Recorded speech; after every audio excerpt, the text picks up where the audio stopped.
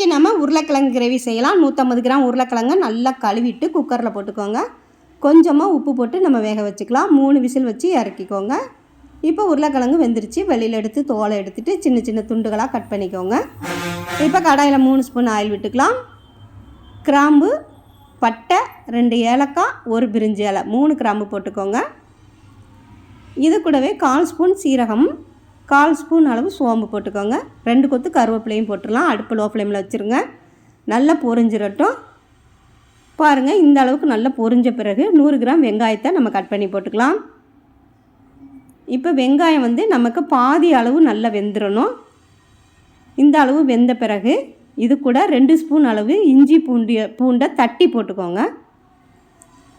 இப்போ நமக்கு நல்ல மணம் வர்ற அளவுக்கு வறுபட்டுறணும். இப்போ இது கூட 1/4 ஸ்பூன் மஞ்சத்தூள், 1/4 ஸ்பூன் கரம் மசாலா தூள், 1 ஸ்பூன் மல்லிப்பொடி, 1/2 ஸ்பூன் சில்லி பொடி போட்டுக்கோங்க. வத்தப்பொடி 2 நிமிடத்துக்கு லோ ஃப்ளேமிலேயே நல்லா வதங்கட்டும். அடுப்பு லோ ஃப்ளேமிலேயே இருக்கட்டும்.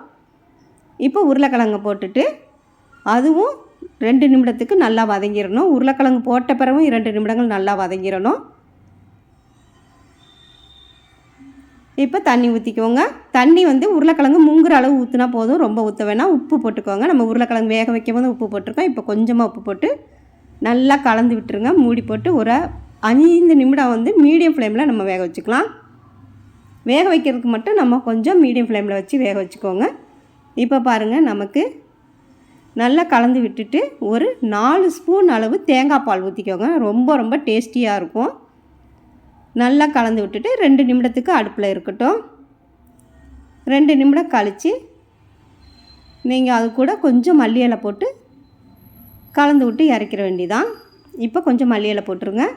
திரும்பவும் நல்லா கலந்து விட்டு 1 நிமிஷம் அடுப்பில் வச்சுட்டு இறக்கிருங்க. அவ்வளவே தான். நமக்கு மணக்க மணக்க பூரி, சப்பாத்தி, சாதம், இடியாப்பம் எதுக்குனாலும் நம்ம வச்சு சாப்பிட்லாம். அவ்வளோ டேஸ்டியாக இருக்கும். இன்றைக்கி நம்ம சாதத்தில் ஊற்றி பிசைஞ்சு சாப்பிட்லாம் வாங்க. ரொம்ப ரொம்ப டேஸ்டியாக இருக்கும். நீங்கள் இது மாதிரி ஒரு டைம் தேங்காய் பால் ஊற்றி நீங்கள் செஞ்சு பாருங்கள். ரொம்ப ருசியாக சுவையாக இருக்கும். நமக்கு சாப்பிட்றதுக்கு சின்ன குழந்தைங்க கூட நல்ல விருப்பமாக சாப்பிடுவாங்க. தேங்க்யூ.